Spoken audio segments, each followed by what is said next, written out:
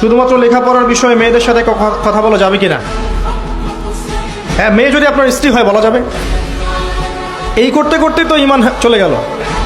প্রথমে কথা বলবেন, নোট চেঞ্জ করবেন। আমরা কি ভার্সিটিতে পড়ি নাই মনে করছেন?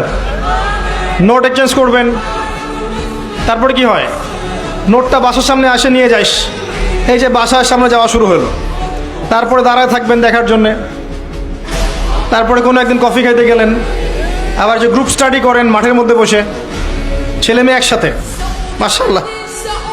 আবার দেখা যায় ছেলে টিচার মেয়েদের ব্যাচ পড়াচ্ছে, আবার দেখা যায় মেয়ে টিচার ছেলেদের ব্যাচ পড়াচ্ছে। আবার আমরা যে ঢাকার ইউনিভার্সিটিগুলো যেগুলো আছে, এখানে দেখবেন ফর্মাল ড্রেসে মহিলা টিচার ক্লাস নিচ্ছে, আর ছাত্ররা ব্ল্যাকবোর্ডের দিকে না তাকায় ওই টিচারের দিকে তাকায়। এই করতে করতেই হলো, তারপরে অ্যাফেয়ার হয়ে গেল।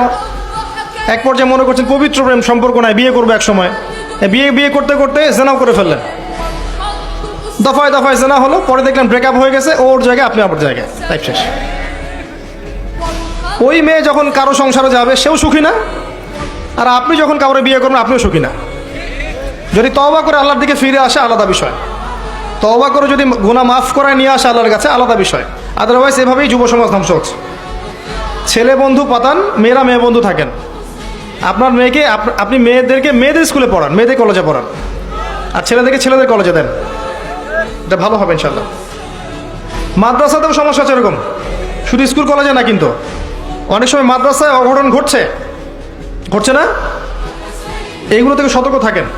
মনে রাখবেন, এতে সাদা কাপড়ে দাগ বেশি বোঝা যায়, একটা কাপড় কালো দাগ বোঝা যায় না খুব একটা। সাদা কাপড় আমাদের এখানে দাগ বেশি বোঝা যায়,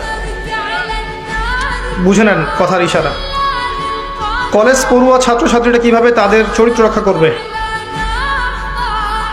খুব ডিফিকাল্ট প্রশ্ন আসলে, এটা খুব ডিফিকাল্ট। আমার নসিহত, কয়েকটা নসিহত হচ্ছে, নামাজ ছাড়িয়েন না 5 ওয়াক্ত। 1 নাম্বার, নামাজ ছাড়েন না 5 ওয়াক্ত। যারা দুনিয়াদার বন্ধু বান্ধব এদের সাথে মিশেন না, কম মিশার দরকার নাই। প্রয়োজন হলে কথা বলেন, আদারওয়াইজ কথা বলার দরকার নাই। আপনাদের ফ্রেন্ড সার্কেলের মধ্যে যারা একটু ইমানদার, নামাজ কালাম পড়ে, এদের সাথে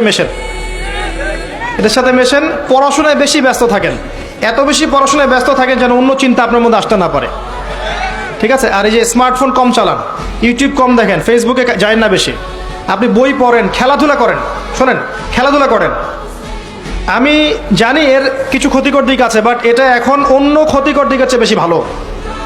এই যে পর্ন দেখা, আপনার মাদকদ্রব্য সেবন করা, আড্ডাবাজি করা, পাবজি খেলা, টিকটক করার চেয়ে ক্রিকেট খেলা অনেক ভালো আছে।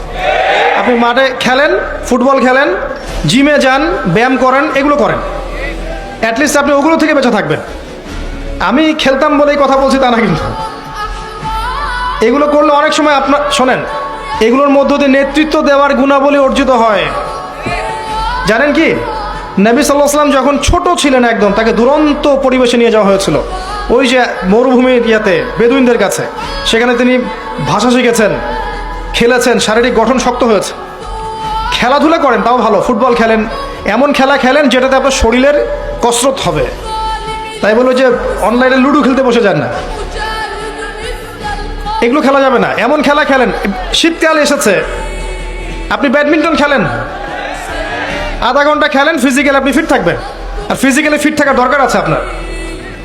শোনেন, যারা খেলাধুলা নিয়মিত করে আধা ঘন্টা 1 ঘন্টা করে, এবং এই খেলাধুলার সময় আপনার যেন নামাজ ছুটে না যায়, কাপড় যেন সতর নষ্ট না হয়, খেলতে খেলতে জিকির করা যায় না, সুবহানাল্লাহ আলহামদুলিল্লাহ বলা যায় না, যাবে, জিকির করতে পারবেন আপনি খেলেন, শারীরিক পরিশ্রম করেন, দেখবেন আপনার শারীরিক কসরতের কারণে আপনার ঘুমটা ক্লিয়ার হবে, এবং আপনার ক্ষুধা বাড়বে, খাবার রুচি বাড়বে। আপনি খাবেন বেশি, তখন ব্যায়াম করবেন, ফিজিক্যালি স্ট্রং হবেন, এবং ঘুমাবেন ক্লিয়ার, মাথা ফ্রেশ থাকবে, তখন পড়াশোনা করলে মন বসবে। এগুলো টিপস আমাদেরকে দেয়া হয়েছিল ছোটবেলায়।